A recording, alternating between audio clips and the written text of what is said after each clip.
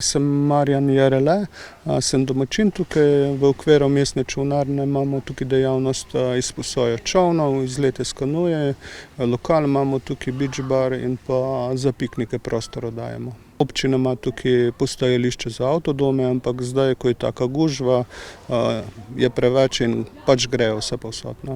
Kako ocenjujete letošnjo sezono? Predvsem ta poletni meseci so res gužva. Čezdalje več turistov je tujcev, odkrivajo Kostanjevico. Zdaj se bo pa pač umirilo malo. Odkot prihajajo? Se pravi, slovenski gostje. Lansko leto so v glavnem slovenski gostje bili zaradi korone. Mislim, da odkrivajo celo Slovenijo, raziskujejo. Letos so pa tujci spet se vrnili. Predvsem iz Nizozemske, Belgije, Nemčije, Francije, te kraje.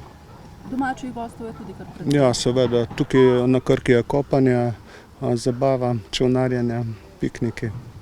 Kakšno je zanimanje za mogoče izposojo čolnov? Dnevno je izredno veliko. Ja. Razvijamo se, vsako leto dodamo neke nove stvari. Zdaj smo pač peskovnik za otroke, potem skozi neke novitete, tako, da se razvija.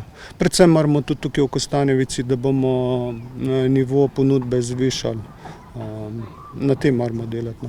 Razmišljate kaj za bodoče, za naslednje leto? Ja, razmišljamo, samo to pač imamo več idej, ampak ne govorimo to še tako. Naj ostane še skrivnostjo.